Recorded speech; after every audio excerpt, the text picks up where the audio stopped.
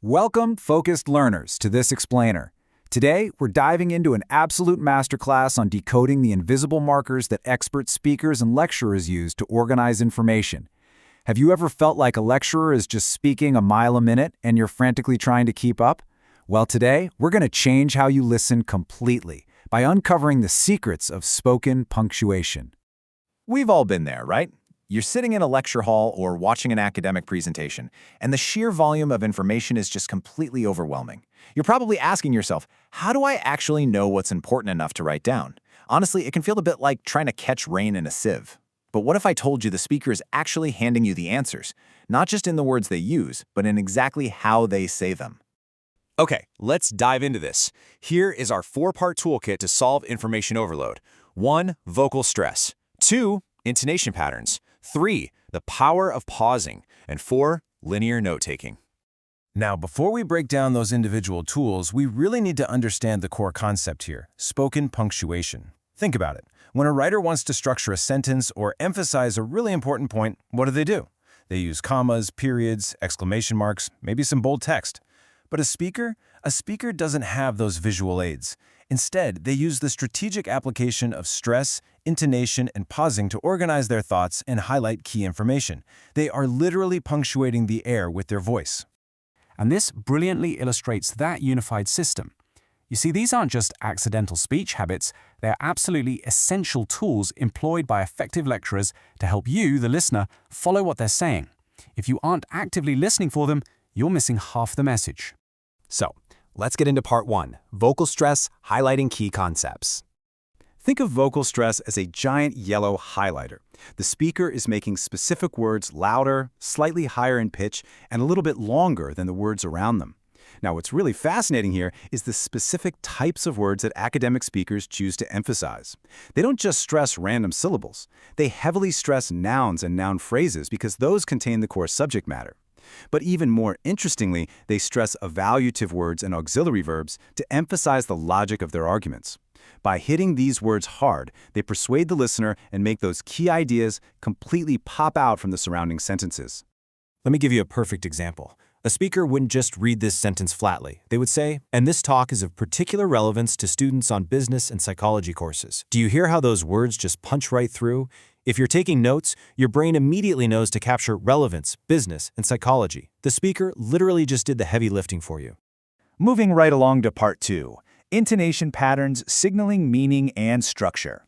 So, if stress is the highlighter, intonation is the invisible formatting. It's the paragraph breaks, the commas, the question marks. There is a stark, absolutely crucial difference between falling and rising intonation.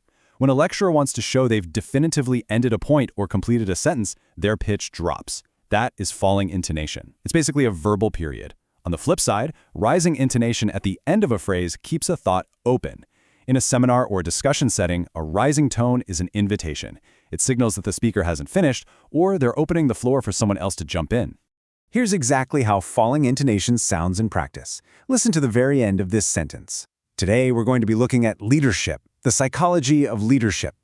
That final drop in pitch on the word leadership completely signals a completed thought. As a listener, that falling tone is your cue. It gives you permission to finalize your note on that topic because the speaker is about to move on to the next one. But you know, academic speech also has some incredibly subtle, complex melodies. Take the fall-rising intonation. This is such a fascinating nuance. In formal academic contexts, a speaker will often use a fall-rising melody to politely indicate disagreement. They use this tone to concede that something is partly true before they gently transition to explaining why it's actually wrong. It makes the disagreement way less confrontational. Actually, it's a masterful use of vocal diplomacy. Part 3. The power of pausing, strategic silence. Sometimes what a lecturer doesn't say is just as important as what they do say. Silence is highly strategic. Think of a pause as an acoustic spotlight. By stopping briefly before and after important words, the speaker builds anticipation and allows the concept to really echo in your mind. Listen to this sentence with the intended pauses. Looking specifically at the talents, the particular qualities great business leaders appear to share. Those beats of silence are practically begging you to pay attention to the words talents and particular qualities. And finally, part 4, linear note-taking, becoming an active listener. Because once you can actually hear the punctuation, you need an efficient way to record it. A massive trap so many students fall into is trying to write horizontal, verbatim sentences. Transcribing every single word the lecturer says. Guys, it's impossible. Instead, you should use the linear notes format. This means writing a clear heading for context and then listing key points vertically in sequence. You only write down short phrases, heavily relying on those stressed nouns we talked about earlier. This format is incredibly easy to write quickly, and it acts as a perfect memory trigger when you review them later. Let's pull this whole explainer together into a super actionable, 3-step strategy to make you a highly active listener. Step 1, listen for the pause, or that falling intonation change that signals a complete thought. Step 2, identify that stressed noun or evaluative word the speaker just highlighted with their pitch. Step 3, write only that stressed phrase into your vertical, linear notes under an appropriate heading.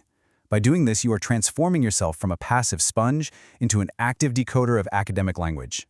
Which leaves us with this final thought. Next time you sit down to listen to a lecturer, a presenter, or even just a colleague at work, will you just be desperately trying to hear their words? Or will you step back and confidently listen to their punctuation? Armed with an ear for vocal stress, intonation patterns, and strategic pauses, you now have the superpower to catch exactly what matters. Thanks for joining me on this explainer, and happy listening.